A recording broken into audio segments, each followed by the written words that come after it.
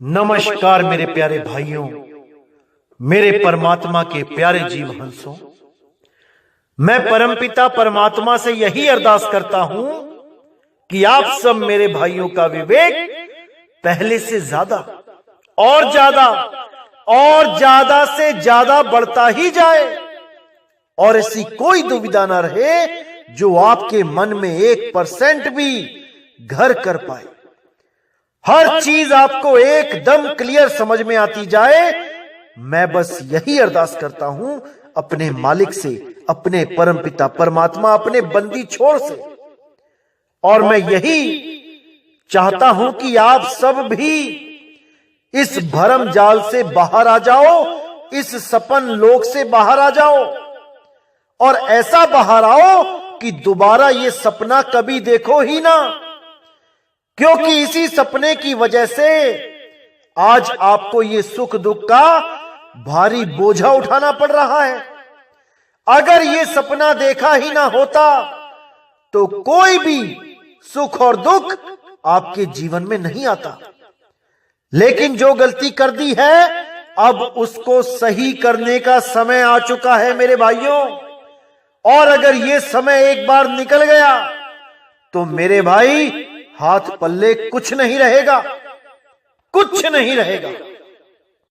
इसलिए मेरे भाई अभी होश कर लो, अभी कुछ नहीं बिगड़ा है, अभी समय है। अगर एक बार ये समय निकल गया तो पछताने के सिवा कुछ हासिल नहीं होगा, कुछ हासिल नहीं होगा। इसलिए अच्छी तरह समझ जाओ कि मैं क्या समझाना चाहता हूं। बिना पक्षपात किए हर चीज को गहराई से समझो, तब एक एक चीज समझ में आएगी कि मैं बताना क्या चाहता हूं। तभी ये भ्रम भूत आपके जीवन से बाहर जाएगा जब आप इस ज्ञान को अच्छी तरह समझ लोगे। इस ज्ञान को समझने के लिए जरूरी नहीं कि आप हिंदू ही हो या मुसलमान हो या सिख हो या ईसाई हो तभी समझ में आएगा। इस ज्ञान को समझने के लिए आप केवल इंसान बन जाओ, इतना बहुत है। अगर आप इंसान बनके, केवल एक आम इंसान बनके इस ज्ञान को समझोगे तो एक एक चीज समझ में आएगी। भूल जाओ क्या है आपका धर्म, भूल जाओ क्या है आपकी जात, भूल जाओ क्या है आपका नाम। केवल उस अल्लाह वाहिगुरु गॉड परमात्मा को कैसे पाना है इस पे विचार करो। छोड़ दो सब कुछ, केवल उसको कैसे पाना है इस पे जोर दो, फिर देखो कैसे रास्ता नजर आता है। तभी मेरे भाई, तभी कल्याण होगा, अन्यथा इन्हीं गलियों में धक्के खाते रह जाओगे। आज देख लो क्या हालत हो गई है। ये जो गुरु बैठे थे, जो कहते थे कोई भी बीमारी हो हमारे पास आओ, हम टीबी ठीक कर देंगे, हम कैंसर ठीक कर देंगे, हम ये ठीक कर देंगे, हम वो ठीक कर देंगे, आज लंबे लंबे पर्चे निकाल के बैठे हैं कि भाई कोई मत आना, कोरोना वायरस जानलेवा है, हमारे पास मत आना। ये एक बार बला टल जाए फिर आ जाना भीड़ लगाने, दान चंदा देने, फिर हम मना नहीं करेंगे। लेकिन अभी मत आना भाई, अभी कोई हमें हाथ मत लगाना, अभी कोई हमारे माथे मत टेकना, क्योंकि इन महाराज जी लोगों को भी मौत का खौफ हो गया है। जो लोग आपको निर्भय करने के दिलासे देते थे आज वही मौत की काली परछाई से डरते छुप रहे हैं। जो लोग आपको ये बोलते नहीं थकते थे कि घबराना मत मौत से, गुरु लेने आएगा, आज वही लोग आपके आश्रम आने पर प्रतिबंध लगा के बैठे हैं कि कोई ऐसा भगत ना आ जाए और हमारे पैर ना छू ले आके कि पता लगा हमें भी कोरोना वायरस हो गया। खुद को भरोसा नहीं है कि उनको उनका गुरु लेने आएगा कि नहीं। आपको भरोसा देने में लगे हैं कि आपको आपका गुरु लेने आएगा। मेरे भाइयों, अभी भी इन लोगों को पहचान जाओ। अब भी नहीं पहचानोगे तो कभी नहीं पहचान पाओगे। ये केवल झूठी दिलासा देते हैं, झूठी आशा देते हैं कि गुरु लेने आएगा। ऐसा कुछ नहीं होता भाई। उस गुरु की खोज करो जो डेथ बेड पर भी तुम्हारे साथ होगा, जो मृत्यु की शैया पर भी तुम्हारे साथ होगा, जो कभी नहीं कहेगा कि आश्रम मत आना, जो कभी नहीं कहेगा कि ये चेले तुम मेरे पास मत आना। तुम्हें चाहे कोढ़ हो जाए, तुम्हें चाहे कोरोना वायरस, छोड़ो कोरोना वायरस का बाप हो जाए, वो तब भी तुम्हें मना नहीं करेगा कि मेरे पास मत आना। उस गुरु से प्रेम करो। कौन है वो गुरु? शब्द गुरु है वो। वही शब्द गुरु है जो कभी किसी कोरोना वायरस से नहीं डरता, जो कभी किसी काल से नहीं डरता। इन गुरुओं की शरण में बैठे हो जो एक छोटे से वायरस ने ही हिला के रख दिए। इन लोगों पे आस लगा के बैठे हो जिनको एक छोटे से वायरस ने हिला के रख दिया। अभी समय है मेरे भाई, आंखें खोल लो, पहचान लो उस शब्द गुरु को, इससे पहले कि देर हो जाए, इससे पहले कि तुम्हारे प्राण पखेरु उड़ जाएं। अपने प्राणनाथ को पहचान लो मेरे भाइयों, पहचान लो। वही प्राणनाथ सारे जगत का प्राणनाथ है, वो सारे जगत का जगदीश है। उसी के लिए बोला गया था, जब आएगा बीसम बीसा, ना रहेगा ईसा, ना रहेगा मूसा, राज करेगा जगदीसा। इसका मतलब यह है, साफ बोल दिया, साफ समझा दिया कोड में कि 2020 में ऐसा समय आएगा जब ईसा और मूसा, यानी कि शरीरों की बात हो रही है यहां पे, कि ऐसा ज्ञान चलेगा कि शरीरों के भेद को खत्म कर दिया जाएगा। ईसा मूसा के यहां ताले लग जाएंगे और राज करेगा जगदीसा। वो गुरु राज करेगा जो सारे ब्रह्मांड का गुरु है, जो शब्द गुरु है, जो कभी भेदभाव नहीं करता हिंदू मुस्लिम सिख ईसाई में। उस शब्द गुरु का राज होगा 2020 के बाद पूरे 1000 सालों तक, क्योंकि 2020 की परिस्थितियों के बाद इतना विवेकी हो जाएगा ये जीव कि अपना भला और बुरा पहचानने लगेगा। उसको समझ में आ जाएगा कि किसी धर्म से जुड़ने से मुक्ति नहीं होती, उस जगदीश को याद करने से मुक्ति होती है, जो सब धर्मों से श्रेष्ठ है, हर धर्म से ऊपर है। और वही जगदीश इस दुनिया में एक संत के रूप में आता है, सब जीवों को समझाता है, सही ज्ञान देता है और अपना नाम ज्ञानी धरवाता है। आपने अनुराग सागर पढ़ी होगी, उसमें कबीर साहब ने अपने नाम को ज्ञानी बोल के समझाया कि ज्ञानी रूप में मैं इस दुनिया में आया और मैंने सबको ज्ञान से अवगत कराया, ज्ञान से रूबरू कराया। तो उसी ज्ञान रूप के बारे में आज हम पूरी चर्चा करेंगे, इसको समझने की कोशिश करेंगे कि क्या होता है ज्ञान रूप, क्या होता है ज्ञानी रूप। आज इसके ऊपर पूरा विवेक लगाएंगे। तो आज की वाणी शुरू करने से पहले मैं आपको बता दूं कि यह वाणी कबीर सागर से ली गई है और अधिकांश वाणियां मैं कबीर सागर से ही लेता हूं, जिसमें बकायदा पेज नंबर भी लिखा होता है, आप देख सकते हैं ग्रंथों में। और जिसमें नहीं लिखा होता है वो केवल इसलिए नहीं होता है क्योंकि ये फोटोज मैंने बहुत पहले ली थी, क्योंकि बहुत मोटा ग्रंथ है कबीर सागर, इसको उठा के यहां वहां जाना बहुत मुश्किल हो जाता है। इसलिए मैंने जो मूल वाणियां, जो प्रमुख वाणियां हैं, वो मैंने कैप्चर कर ली थी। उन्हीं वाणियों के ऊपर मैं सत्संग करता हूं। आप इसको ग्रंथ में देख सकते हैं, खोज सकते हैं, आपको जरूर मिलेंगी। तो आज का जो हम सत्संग करने जा रहे हैं वो कबीर सागर से करने जा रहे हैं। बहुत प्यारी वाणी है, इसको समझेंगे, पूरा विवेक लगाएंगे और नीर शीर का निबेड़ा करेंगे। तो क्या कहती है वाणी? धर्मदास कहे सुनहु गुसाई, ज्ञान शब्द मोहे समझाई। ज्ञान रूप सतपुरुष प्रकाशा, सत्य लोक मह कीनो वासा। किहि विधि समझ परे यह बानी, कहिए सदगुरु नाम निशानी। कि हे बंदी छोड़, मुझे बताओ ज्ञान के बारे में, शब्द के बारे में। कैसे ज्ञान रूप में आ जाने पर सत्पुरुष का प्रकाश हो जाता है, जो सतलोक में वास करता है, जो ना आदमी जैसा है ना औरत जैसा है। कही विधि समझ परे यह वाणी, कैसे समझ में आएगी ये वाणी कि वो कैसा पुरुष है जिसका कोई आकार ही नहीं है, जो निराकार भी नहीं है, इन दोनों से परे वो ज्ञान रूप में बैठा है, वो कैसा है, ये कैसे पता लगेगा, कैसे समझ में आएगा?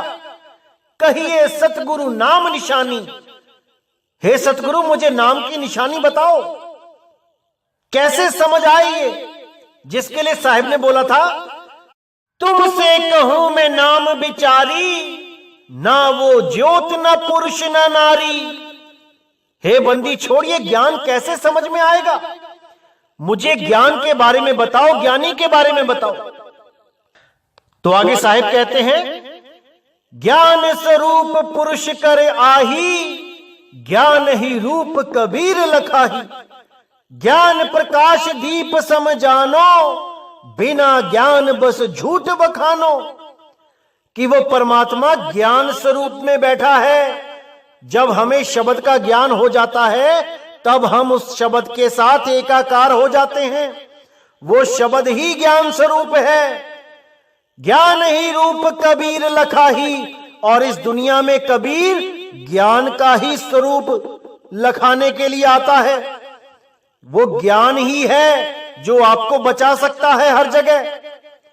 जैसे आपने कोई नई कार खरीद ली, जिसके पास पैसे हैं वो खरीद सकता है, लेकिन केवल कार खरीदने से वो कार का ज्ञानी नहीं हो गया।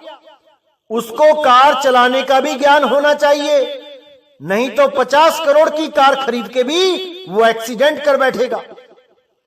उस कार को चलाने का ज्ञान ही आपको उस कार से कुछ आनंद प्राप्त करवा सकता है। अगर आपको चलाना नहीं आता और आप बैठ गए और आपने ऑन करके गियर डाल दिया, ब्रेक का पता नहीं, तो आपके चेहरे पे वो खौफ नजर आएगा जिसको आनंद कभी नहीं कह सकते। भले आप 50 करोड़ की गाड़ी में बैठे हो, लेकिन आप डर के मारे हालत खराब हो जाएगी आपकी। और जिसको चलानी आती है वो चाबी घुमा के गियर लगाएगा और हंसता हुआ चला जाएगा, उस कार से आनंद प्राप्त करेगा। तो यहां पर ज्ञान ही गुरु है। जिसको ज्ञान है वो आनंद में है, जिसको ज्ञान नहीं है वो दुखी है।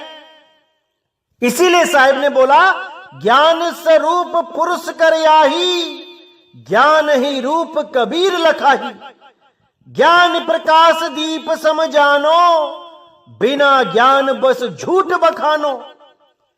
कि ज्ञान प्रकाश दीप सम जानो, जो ज्ञान का प्रकाश होता है उसको एक दीपक की तरह जानो। जैसे अंधेरे को चीरता हुआ दीपक हमें रोशनी दिखाता है, इसी प्रकार ज्ञान भी हमें जन्म मरण के जंजाल से छुड़ाता है।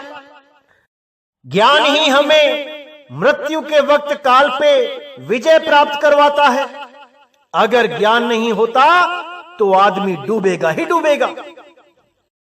तो साहिब कहते हैं, बिना ज्ञान घट में अंधियारा, ज्ञान बिना नहीं होए उबारा। ज्ञान बिना अक्षर नहीं पाई, ज्ञान रूप अक्षर है भाई। तो यहां पे साहिब ने बिल्कुल क्लियर कर दिया कि बिना ज्ञान घट में अंधियारा, यानी कि बिना ज्ञान के अगर आपको पूर्ण ज्ञान नहीं है तो इस घट में अंधियारा ही है। जैसे एक अंधा, उसके सामने अंधियारा ही अंधियारा होता है, वो कुछ देख नहीं सकता। लेकिन अगर उसकी सूरत को ज्ञान हो जाए, यानी कि जैसे आपने देखा होगा कि कई अंधे भी बिना लाठी के चल लेते हैं, बिना डंडे के वो चल लेते हैं कई जगह पे, जहां चीजें उनको याद है कि इतने कदम पर सड़क आएगी, इतने कदम पर पार्क है, इतने कदम पर ये है, इतने कदम पर वो है।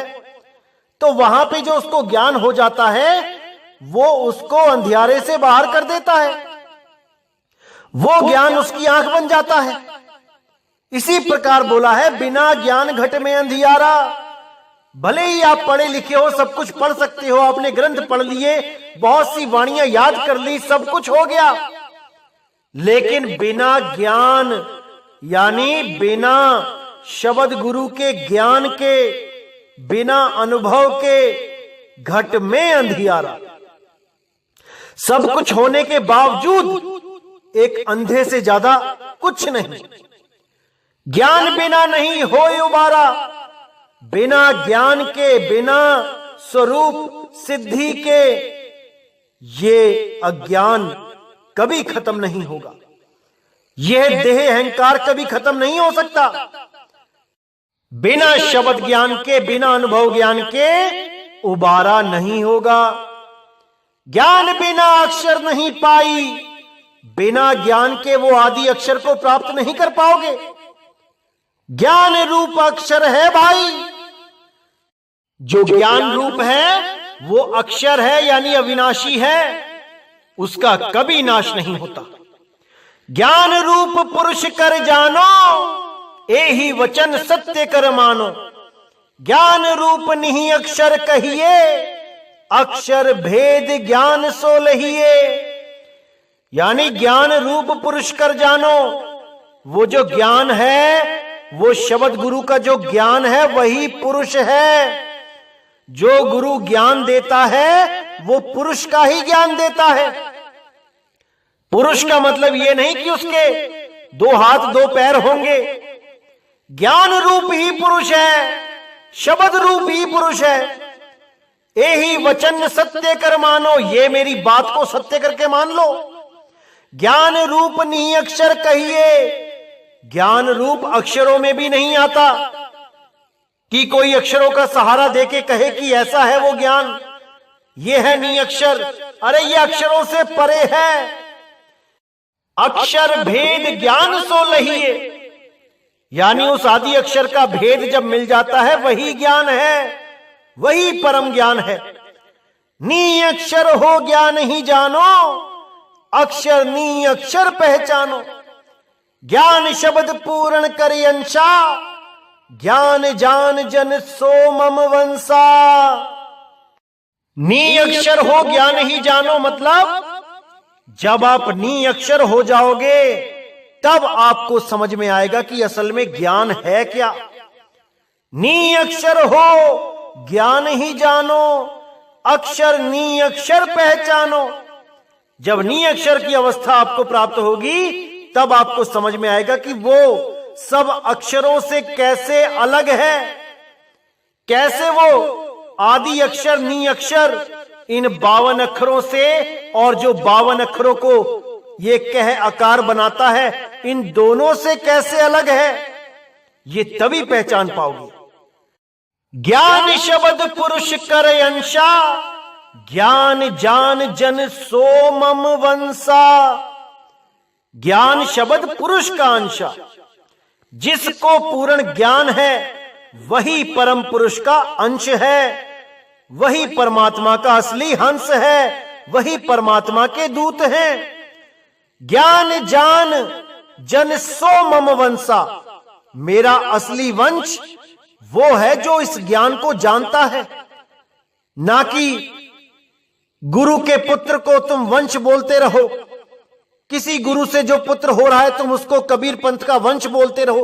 अरे नहीं भाई, जो ज्ञानी है वही परमात्मा का वंश है। जो पूर्ण भेदी है वही परमात्मा का हंस है। बाकी सब काल के दूत हैं, एक भी परमात्मा का हंस नहीं। जो उसके मूल ज्ञान को नहीं जानता वो किसी को मुक्ति नहीं दे सकता। इसीलिए साहिब ने बोला, शब्द कहे सो वंश हमारा, ना तो बूढ़ मुआ संसारा। जो मेरे शब्द को ग्रहण करेगा वही मेरा वंश है। जो मेरे शब्द को ही नहीं जानता वो मेरा वंश नहीं है, बिल्कुल नहीं। तो आगे साहिब ने बिल्कुल क्लियर कर दिया, बिना ज्ञान नहीं वंश कहावे, ज्ञान होए तब शब्द ही पावे। सोई वंश सत शब्द समाना, शब्द ही हेत कथे निज ज्ञाना। तो यहां साहिब ने बिल्कुल क्लियर कर दिया, बिना ज्ञान नहीं वंश कहावे। जिसको आदि अक्षर का और 52 अक्षरों का अता पता ही नहीं, वो मेरा वंश नहीं है। मेरा वंश वो है जो एक छुड़ावे एक लखावे। ये अजर नाम अमर नाम ये ना देवे, ये 52 अक्षरी नाम ना देवे। उस आदि अक्षर का लखाव कराए जो सत्य शब्द कहलाता है। अगर वो आदि अक्षर का लखाव इनके पास नहीं है तो ये मेरे वंश नहीं है। और अगर कहीं सीआईडी करके पता भी करवा लिया तब भी ये मेरे वंश नहीं होंगे, क्योंकि इनके पास प्रैक्टिकल ज्ञान नहीं होगा। भले कितनी ही थ्योरी चोरी करके ले जाएं, लेकिन प्रैक्टिकल नहीं करवा पाएंगे, क्योंकि वहां पे मोहर लगती है गुरु की, वंश की मोहर लगती है। और आदमी को, इंसान को धोखा देना आसान है, परमात्मा को कोई धोखा नहीं दे सकता। इसीलिए साहब बोल दिया, सोई वंश सत शब्द समाना, शब्द ही हेत कथे निज ज्ञाना। वो मेरा वंश है जो शब्द में समाए, जो शब्द को जाने, उसमें सुरत को धरे। शब्द ही हेत कथे निज ज्ञाना, उसी शब्द के लिए निज ज्ञान को कथे, अपने अनुभव ज्ञान को कथे। उस एक शब्द को समझाने के लिए हर तरह से अपने अनुभव को सामने रखे और वाणी के द्वारा सारा खुलासा करता जाए। वही मेरा हंस है, वही मेरा वंश है, जो मेरी गुप्त से भी गुप्त वाणियों को खोल के समझा दे, सारे राज खोल दे, एक एक चीज को खोल दे, 1% भी शंका ना रहने दे।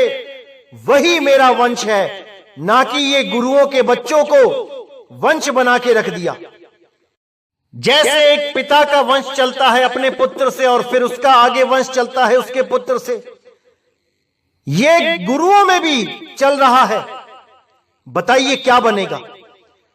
कबीर साहब कहते हैं, शब्द कहे सो वंश हमारा, जो मेरे शब्द को ग्रहण करता जाएगा वो मेरे वंश में अटैच होता जाएगा। यहां पर पिता से पुत्र वाला ज्ञान नहीं है, यहां पर गुरु से शिष्य वाला ज्ञान है। वो वंश है जो गुरु के द्वारा शिष्य बनाने पर कायम होता है, उस वंश की बात की गई है।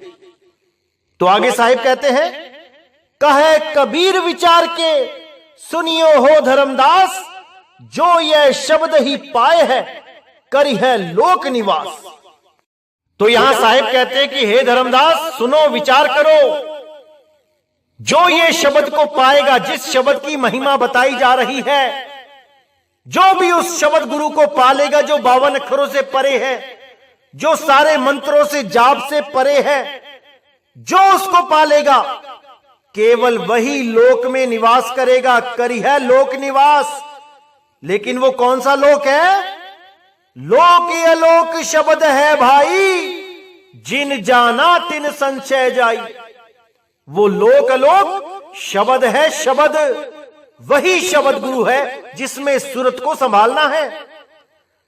सुरत समाए शब्द में, वाको काल न खाए। तो उसी शब्द गुरु की आराधना करनी है, उसी शब्द गुरु में सुरत को धरना है, तभी बात बनेगी मेरे भाई, तभी ये भवबंधन खत्म होगा, अन्यथा ये ऐसे ही चलता रहेगा। तो इस वाणी में ज्ञान स्वरूप पुरुष कर आही। इस वाणी में ज्ञान को ही पुरुष बताया गया है, ज्ञानी को ही पुरुष बताया गया है। ज्ञानी ही ज्ञान का लखाव कराता है, वही पुरुष संत बन के आता है, वही परमात्मा एक संत का रूप धारण करके आता है और अपना लखाव कराता है, यानी ज्ञान कराता है, बोध कराता है। उनमें कोई फर्क नहीं होता, शब्द में और संत में कोई फर्क नहीं होता, शब्द में और कबीर में कोई फर्क नहीं होता। इसी के बारे में नाम प्रकाश में भी तीसरा भेद बताया गया है। जिन्होंने पढ़ी है वो बहुत अच्छी तरह समझेंगे। देखिए क्या कहती है वाणी। तीजा भेद में कहो गंभीर, जाहि भेद से मिले कबीर। गुरु कबीर का सब घटवासा, गुप्त प्रगट कुछ अजब तमाशा। जहां संत तहां प्रगट भयऊ, जहां असंत गुप्त तहां रहेऊ। गुप्त प्रगट कैसे कै बूझे, बिन गुरु ज्ञान आंख नहीं सूझे। सबकी कहे कबीर कहावे, जेहि लख परे सो मोह मन भावे। तो इस तीसरे भेद में सदगुरु मदनपति साहिब जीवात्मा तथा गुरु में एक रूपता दिखाते हुए यह स्पष्ट करते हैं कि तात्विक दृष्टि से आत्मा तथा सदगुरु कबीर में कोई भेद नहीं है, अर्थात गुरु और शिष्य आत्म स्वरूप से एक जैसे ही हैं। भेद केवल इतना ही है कि सतगुरु कबीर जीवन मुक्त आत्मा है, वे सदैव ज्ञान अवस्था में रहे, जिसके कारण वे देह बंधन में नहीं बंधे, तथा जीवात्मा अज्ञान के कारण मुक्त अवस्था से देह बंधन में बंध गई। शुद्ध निर्मल आत्मा सतगुरु कबीर साहिब का ही रूप है। सतगुरु मदन साहिब जी कहते हैं कि तीसरे भेद के माध्यम से सतगुरु कबीर साहिब के स्वरूप का परिचय दूंगा। यद्यपि यह भेद कुछ कठिन अवश्य है, किंतु कुछ भी हो, जिज्ञासु इसको समझकर सतगुरु कबीर साहिब के संदर्भ में निभ्रांति हो जाएंगे। सतगुरु कबीर आत्म दृष्टि से प्रत्येक व्यक्ति के घट घट में रम रहे हैं। उस घट में उनका रूप प्रत्यक्ष है, जिसे आत्म परमात्म स्वरूप का यथार्थ बोध हो गया है। यानी जिसको आत्म परमात्म का बोध हो गया, वो स्वयं ही कबीर साहब का रूप हो जाता है, तथा उस घट में गुप्त हैं, जिसे आत्म परमात्म स्वरूप का बोध ज्ञान ही नहीं हुआ। गुप्त एवं प्रगट के इस रहस्य को वही समझने में सक्षम या समर्थ होंगे, जिन्हें सतगुरु का ज्ञान उपदेश प्राप्त हो जाएगा। बिना उपदेश ज्ञान का साक्षात्कार हुए कोई भी मनुष्य सतगुरु कबीर के स्वरूप को समझने में सफल नहीं होगा। जहां भेदी संत महात्मा हैं, वहां सतगुरु कबीर प्रगट रूप से प्रत्यक्ष हैं, और जहां अज्ञानी लोग हैं, वहां वे गुप्त हैं। जबकि ज्ञानी अज्ञानी दोनों में ही तात्विक रूप से एक समान विद्यमान रहते हैं मालिक। इसीलिए बोला है कि जो आत्मा परमात्मा तथा माया के भेद को भली भांति रूप से कहने में समर्थ हैं, वही कबीर है। सदगुरु कबीर कहते हैं कि मेरा यह ज्ञान जिसे भी भली प्रकार दृष्टिगत होता है, वही मेरा प्यारा है, अर्थात वही मुक्ति पद का अधिकारी है। तो ये वाणी जो मैंने दिखाई है, इसको दिखाने का क्या मकसद था मैं आपको बता दूं।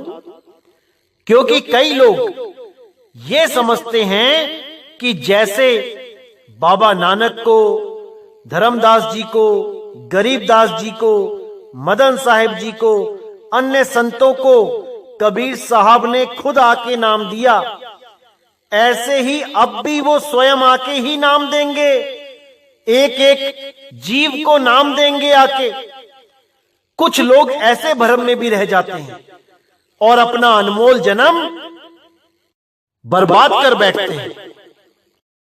तो इन वाणियों के द्वारा मैं उन लोगों को यह संदेश देना चाहूंगा कि जो भी वक्त का गुरु पूर्ण ज्ञान को लेके प्रचार करता है, जो वक्त का गुरु उस सार शब्द का भेदी और अनुभवी है, वो ही इस वक्त का कबीर है। उनकी ही शरण में जाके आपको शब्द का भेद प्राप्त करना चाहिए और भक्ति करनी चाहिए। यूं समय बर्बाद करने से कुछ हासिल नहीं होगा। इस भ्रम से निकल जाओ कि कबीर साहब हर जीव को आके नाम देंगे तभी पार होंगे। कबीर साहब ने साफ बोला है कि 13वें पंथ हम ही चले आए और सब पंथ मेट के एक पंथ चलाएं। इन वाणियों में कोड लगे होते हैं। जब वो कोड खुलेंगे तो हर चीज समझ में आने लग जाती है।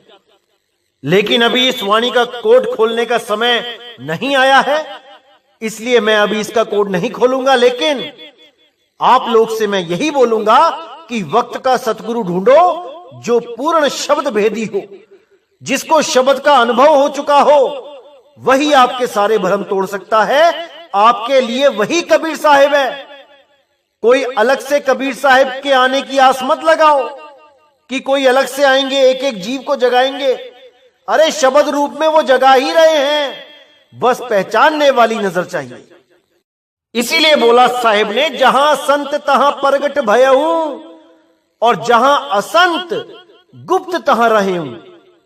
जहां पर कोई भी संत सत्य की बात करता है तो वहां कबीर साहब प्रगट हैं, और कोई भी संत जो सत्य को नहीं जानता लेकिन भेष संतों वाला बना के बैठा है तो वहां पे वो गुप्त है। तो इसी को समझना है कि कबीर साहब कहां पे प्रकट होते हैं और कहां पे गुप्त होते हैं। इस भेद को जानने मात्र से सारे भ्रम टूट जाते हैं। तो इसी को समझना है, हमने इसी को जानना है, क्योंकि बिना शब्द के किसी का कल्याण नहीं हो सकता। तो मेरे भाइयों, एक एक शब्द पे विचार करना है, एक एक वाणी पे विचार करना है और अपने जन्म को सफल करना है, समय बर्बाद नहीं करना है। तो इसी के साथ आज का सत्संग मैं समाप्त करता हूं और अगला सत्संग बहुत जल्दी आएगा, जिससे आपके सारे भ्रम टूट जाएंगे और आपके विवेक में और बढ़ोतरी हो जाएगी। आप बिल्कुल चिंता मत करें, एक एक चीज को समझा दिया जाएगा, एक एक चीज को क्लियर कर दिया जाएगा। तो मुझे विदा करें। जय गुरु बंदी छोड़ वैराग साहिब, जय गुरु बंदी छोड़ साधु शरण साहिब, जय गुरु बंदी छोड़ बाबा नानक साहिब, बाबा गुरु अंगद देव साहिब, बाबा रविदास जी महाराज, बाबा धर्मदास जी महाराज, मेरे पलटू जी, भीखा जी, मेरे सभी संत। जय जय सतगुरु बंदी छोड़ सतगुरु सत्य कबीर साहिब की सदा ही जय हो, सदा ही जय हो। मेरे मालिक की साहिब बंदगी।